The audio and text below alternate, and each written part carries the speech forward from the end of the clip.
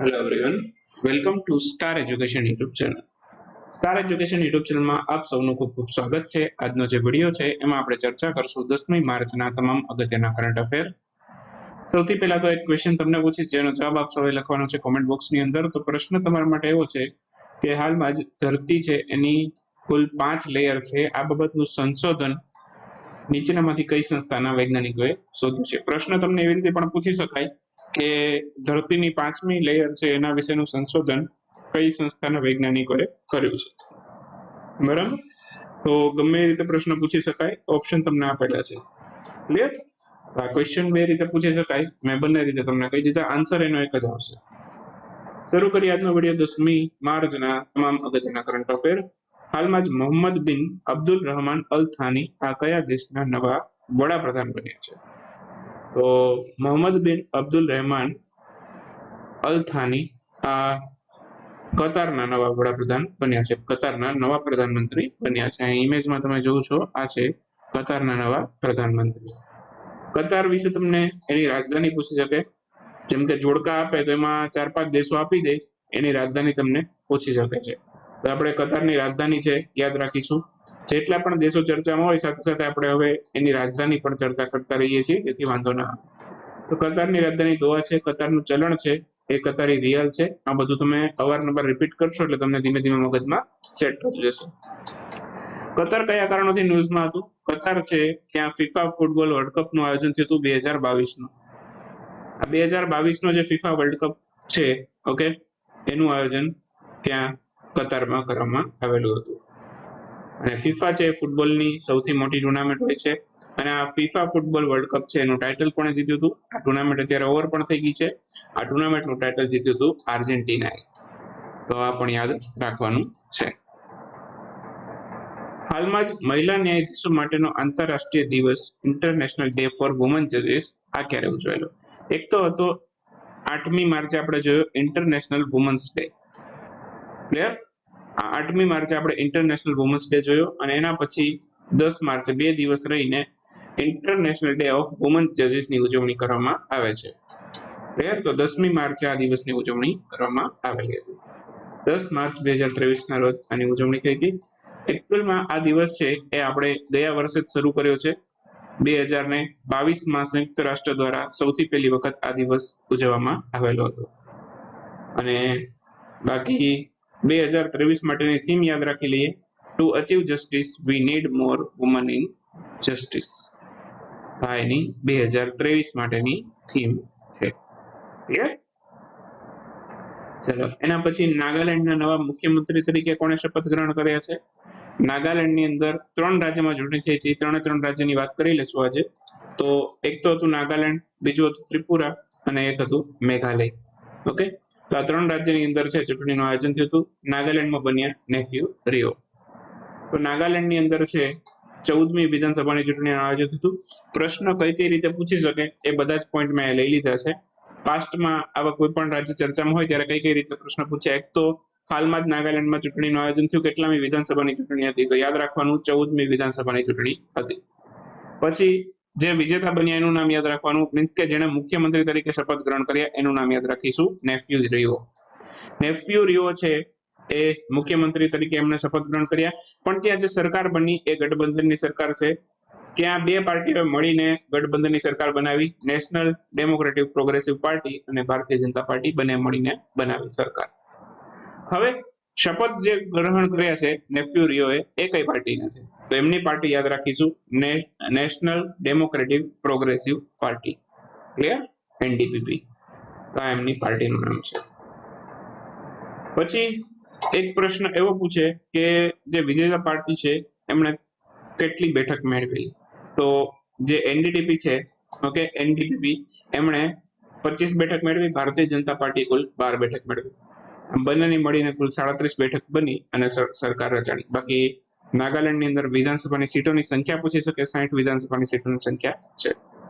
અને હાલની તારીખ સુધીમાં લગભગ હજી નાગાલેન્ડની અંદર છે કોઈ પણ વિધાનસભાના અધ્યક્ષની નિયુક્તિ નથી થઈ, ઓકે। તો જ્યારે પણ ચર્ચા થશે ત્યારે આપણે ડિસ્કસ કરી લેશું। હાલમાં જ મેઘાલયમાં નવા મુખ્યમંત્રી તરીકે કોણે શપથ ગ્રહણ કર્યા છે? મેઘાલયની અંદર નવા મુખ્યમંત્રી તરીકે શપથ ગ્રહણ કર્યા છે કોનરાડ સંગમાએ.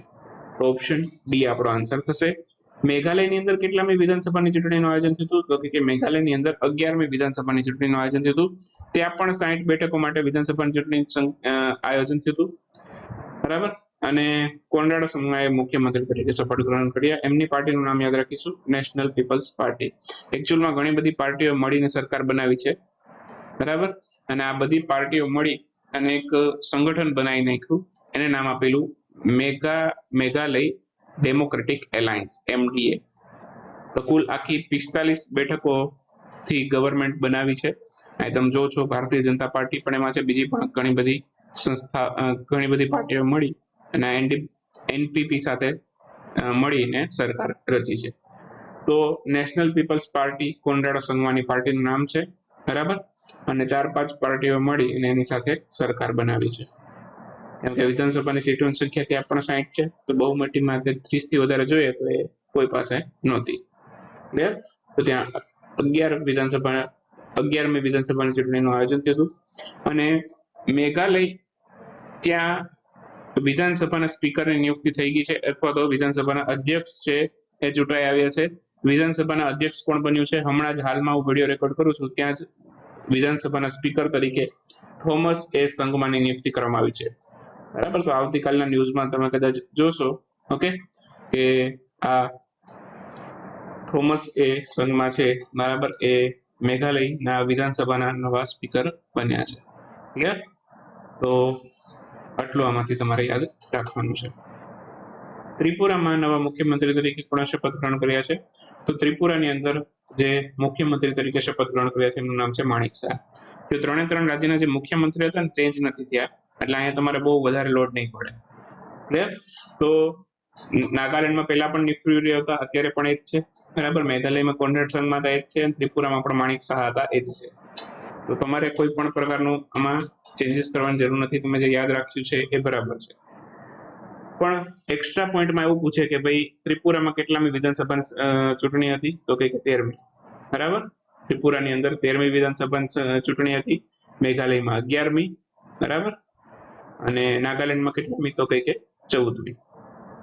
તો આ ખાસ યાદ રાખવાનું. અને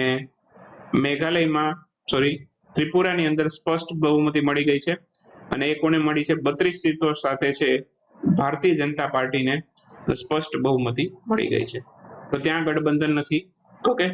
અને બાકી ત્રિપુરામાં પણ વિધાનસભાની સીટોની સંખ્યા કેટલી છે? 60 છે.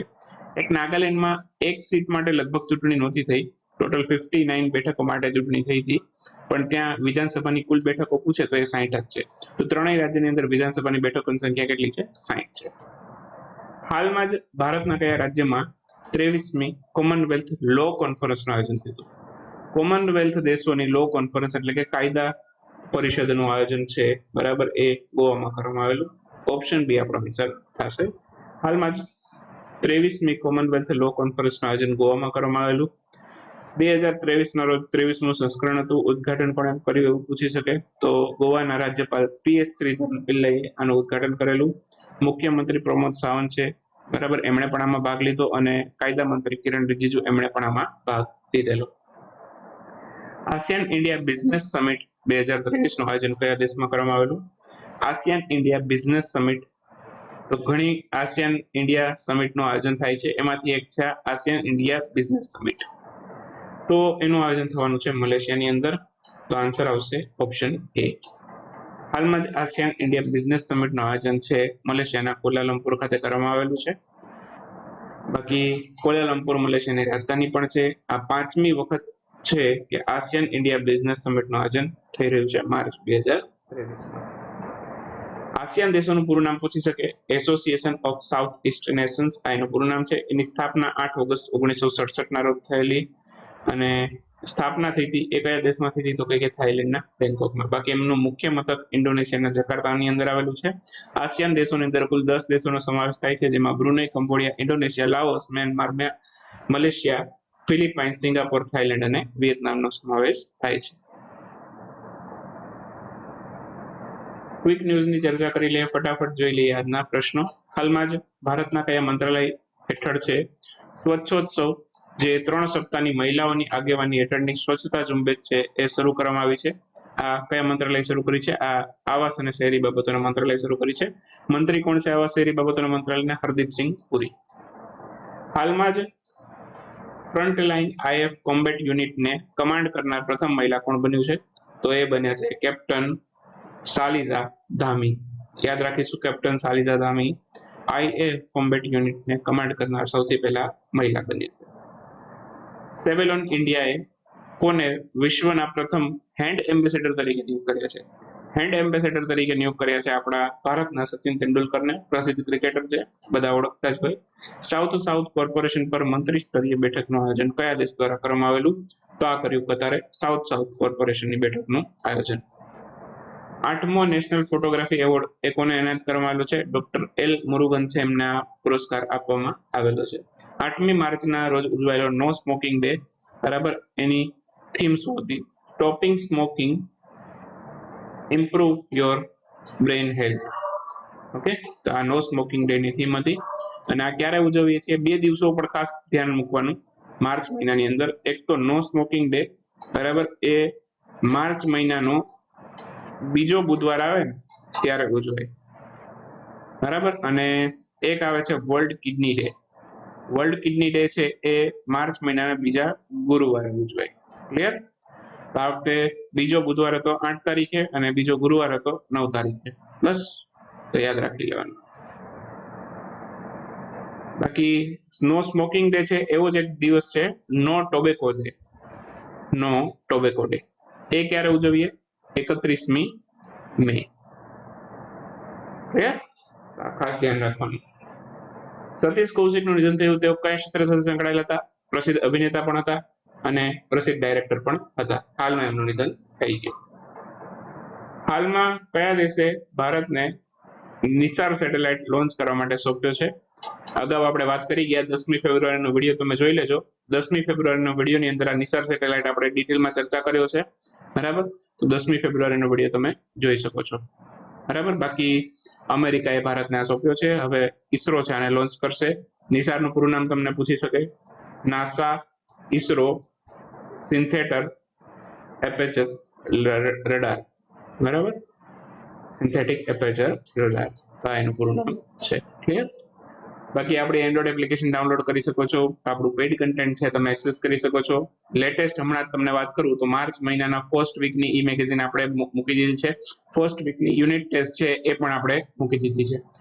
ઈ મેગેઝિન માર્ચ મહિનાની ફર્સ્ટ વીકની, જેમાં 8 માર્ચ સુધીના કરંટ અફેર છે, 1 થી 8 માર્ચ સુધીના કરંટ અફેર છે, અને ટેસ્ટ પણ, યુનિટ ટેસ્ટ પણ આપણે મૂકેલી છે ઈ મેગેઝિન અને ટેસ્ટ, બરાબર. 2 વસ્તુ અપલોડ થઈ ચૂકી છે, તો તમે એક્સેસ કરી શકો છો. બાકી ડેઈલી PDF તો હવે લેક્ચરની તો આ જે PPT છે એ તો તમે ડાયરેક્ટલી ડાઉનલોડ કરી શકો છો એપ્લિકેશનમાંથી, બરાબર. તો મળીએ હવે નેક્સ્ટ વિડીયોમાં નવા કરંટ અફેર સાથે. ત્યાં સુધી રજા લઈએ. આવજો. Bye bye. Good night. શુભ રાત્રિ. Thank you for watching Star education.